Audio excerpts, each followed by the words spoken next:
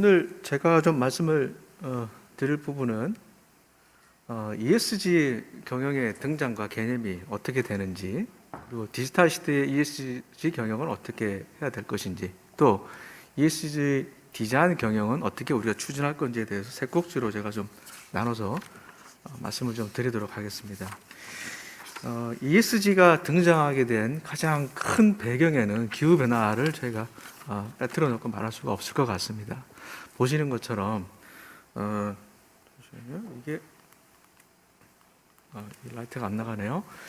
자, CO2 농도와 우리 지구 온도와의 상관관계라든지 실제로 우리 지구가 어떻게 온도 변화가 이루어져 왔는지에 대한 이제 거의 모든 과학자들이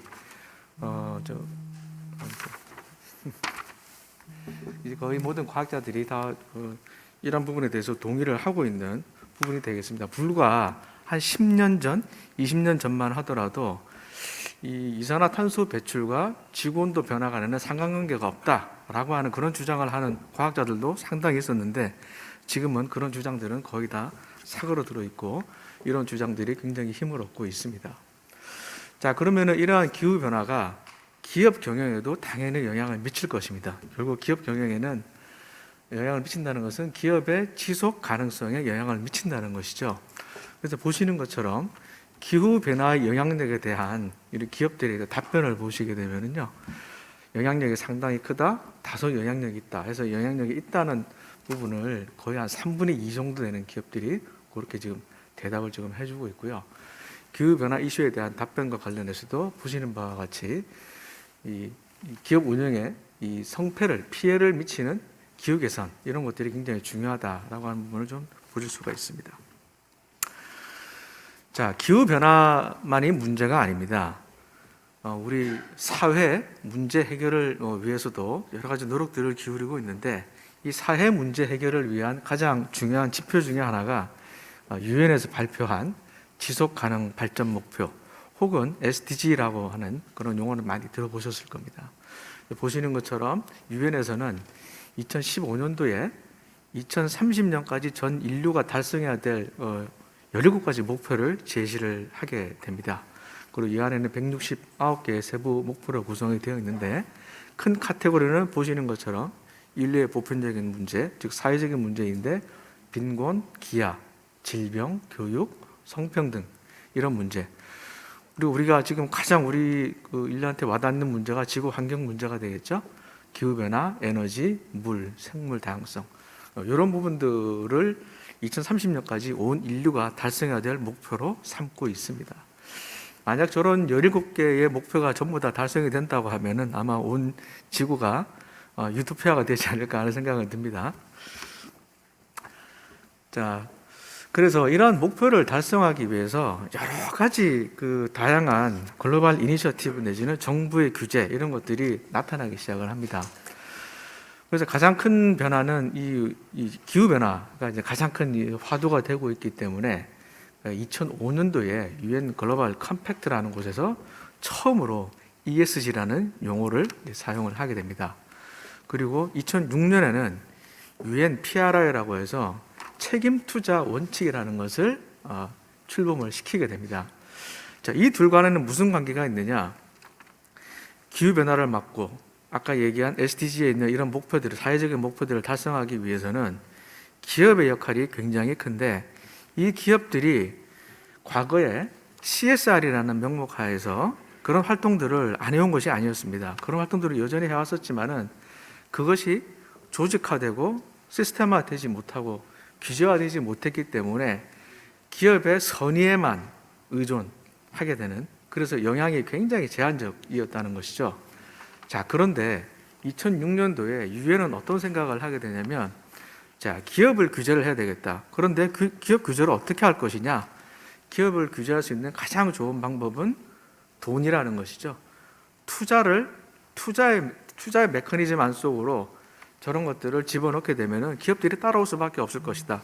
그리고 그 영향력은 커질 수밖에 없을 것이다. 라는 개념 하에서 UN PRI라는 것을 출범을 하게 됩니다. 자, 그러면서 쭉 여러 가지 이니셔티브들이 계속해서 발표가 되고 쭉 나오면서 여러분 많이 들어보셨죠? 파리 기후 협약 이런 것들도 이제 체결을 하게 되고, 작년에 이제 영국의 글라스고에서 파리 기후 협정에서 제시한 목표들을 얼마나 우리가 달성하고 추구하고 있는지를 그런 점검하는 그런 회의도 있었습니다. 자, 그래서 ESG에서 추구하는 목표는 크게 이제 세 가지입니다. ESG라는 용어 자체가 환경, 사회, 지배구조 이런 것들을 의미하는데, 결국은 이런 것들을 통제함으로 인해서 기업의 지속 가능성을 높이겠다라고 하는 것이 그 궁극적인 목적이라고 보실 수 있겠습니다. 그래서 ESG 각각 안에서 어떠한 지표들을 우리가 가져갈 것이냐 하는 것이 이제 오른쪽 표에 나와 있는데요. 지금 ESG 경영을 한다고 하는 모든 기업들이 지금은 여러 가지 기준들이 막 혼재되어 있는 상태라서 굉장히 좀 헷갈려하거나 내지는 굉장히 혼란스러워하는 그런 상황이 있습니다. 그런 상황임에도 불구하고 공통적으로 우리가 이뤄내야 될 ESG의 주요 지표는 오른쪽에 보시는 바와 같다, 이렇게 보시면 되겠습니다. 그래서 여기서 이제 ESG의 개념이 어느 날 갑자기 이렇게 갑자기 툭 튀어나온 것은 아닙니다. 과거에 우리가 CSR이라고 해서 용어들 많이 들어보셨을 겁니다. 기업의 사회적 책임이라고 그래서 우리 기업들 옛날에 고아원 방문하고 양로원 방문하고 연탄 나르게 하고 했던 것들 다 기억을 많이 하실 겁니다. 자, 그런데 이 CSR 활동은 근본적인 한계가 있습니다. 자, 보시는 것처럼 기업의 자발적인 자선 행위에만 의존을 한다는 것이었죠. 그리고 제일 큰 문제는 이 기업이 가지고 있는 역량이라든지 재산이라든지 또 갖고 있는 우리 인적 자원이라든지 이런 것들은 기업마다 다 틀리고 활용할 수 있는 역량이 다 틀린데도 불구하고 기업 활동과 전혀 접점이 없는 활동을 통해서 어떤 사회적 책임을 이루겠다라고 하는 그런 개념이었습니다. 자, 이런 것들이 이 수준에서 머물러서는 안 되겠다. 그래서 그 중간 단계로 나왔던 개념이 corporate shared value라고 그래서 가치 창출. 단순하게 우리가 사회적인 그 어떤 책임을 다하기 위해서 그런 단순한 뭐 연탄 나르기라든지 뭐 이런 불우이웃 돕기 이런 차원이 아니라 내가 갖고 있는 어떤 회사가 갖고 있는 고유의 자산과 인력을 통해서 우리 사회에 어떻게 밸류를 더 줄 거냐 하는 그런 개념으로 발전을 해왔다가 그것이 더 발전을 해서 ESG까지 오게 된 겁니다. ESG는 CSV까지만 해도 그런 개념이 없었지만 ESG는 거기에 더해서 말씀드린 대로 투자의 영역으로 들어오게 됩니다. ESG 경영을 제대로 못할 경우에는 앞으로 투자를 제대로 못 받거나 이미 받았던 투자도 회수를 당하는 그런 사회가 오게 된다는 것이죠. 그럼으로써 더욱더 강력하게 ESG 또 지속 가능성을 확보하기 위한 그런 목적을 달성하기 시작을 하게 됩니다. 그런 것들이 지금 현재 벌어지고 있는 좀 상황이라고 보시면 되겠습니다. 자, ESG 이제 등장 개념에 대해서는 좀 잠깐 살펴봤고요. 이 디지털 시대의 ESG 경영은 도대체 어떻게 이것을 접목시킬 것이냐라고 하는 부분입니다. 기존의 우리 비즈니스의 영역은 굉장히 선형적이었습니다. 리니어 오퍼레이션이었죠.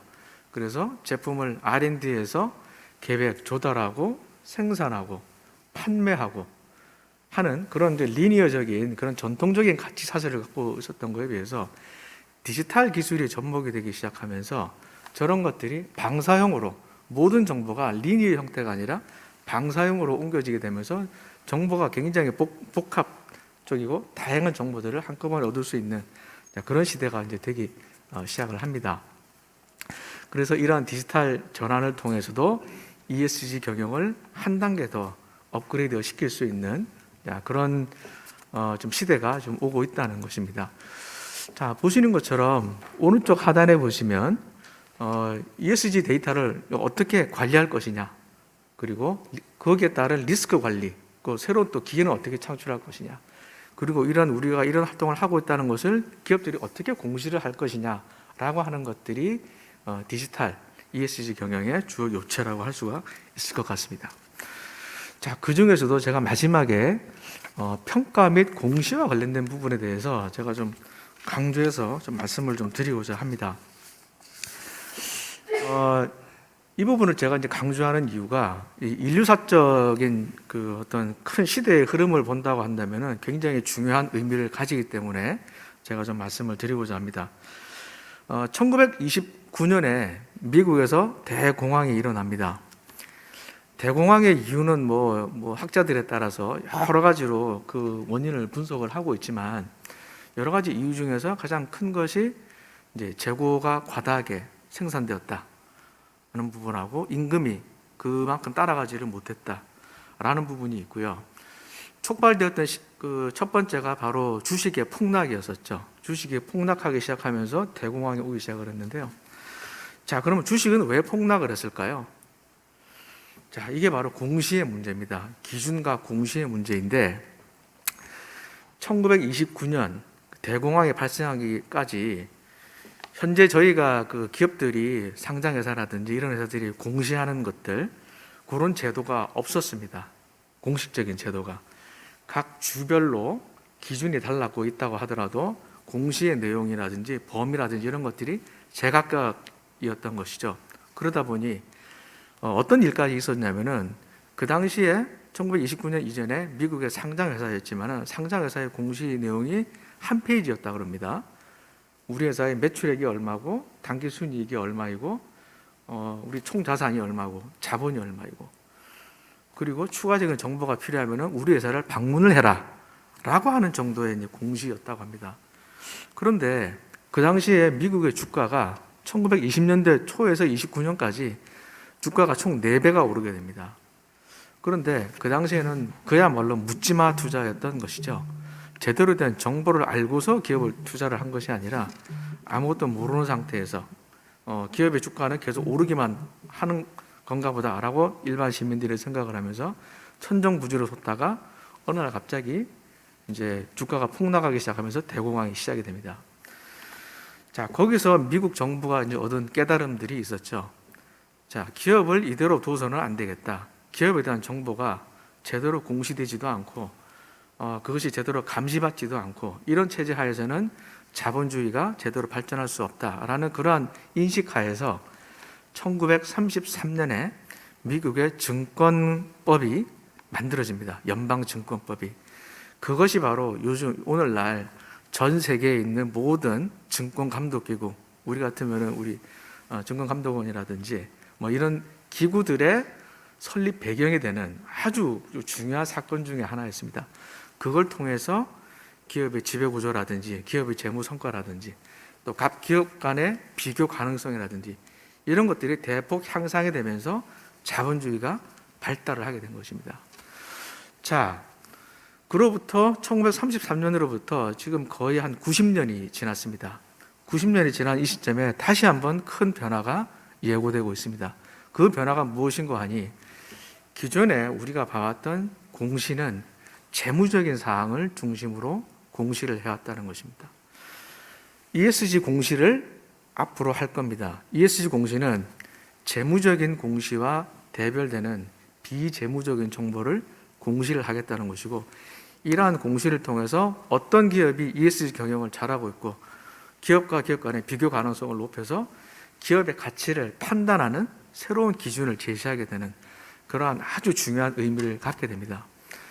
그래서 지금 현재는 이 기준들이 제가 아까 말씀드렸던 1929년 이전의 상황처럼 각 주별로 서로 다른 기준을 이용을 한다든지 해서 비교 가능성이 없었는데 자, 글로벌하게는 IFRS 재단이라는 곳에서 이런 기준을 새롭게 지금 초안을 마련을 해서 올해 말 정도가 되면은 저게 이제 발표가 될 겁니다. 그렇게 발표가 되면은 저런 기준에 의해서 국내에 있는 상장 기업들은 공시를 앞으로 해야 됩니다.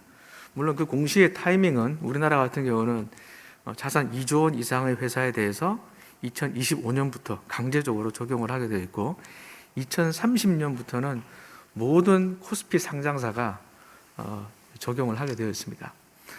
자, 저게 왼쪽에 있는 편이 이제 국제적인 지금 이제 트렌드고요. 오른쪽은 역시나 미국의 증권거래위원회, 아까 말씀드렸던 SEC에서도 올해 지난달이죠. 3월 22일 날 기후 관련된 공시를 의무화하겠다라고 이미 발표를 합니다. 그래서 아래에 보시는 것처럼 연도별로 저렇게 진행을 하겠다라고 하는 아주 큰 변화가 지금 감지되고 있습니다.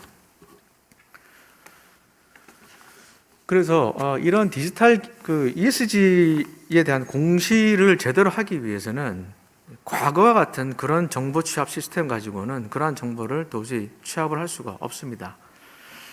우리가 재무회계라고 하는 기존의 공시를 할 때에도 우리는 어느 회사든지 회계팀 내지는 재무팀이 존재를 하죠. 그죠?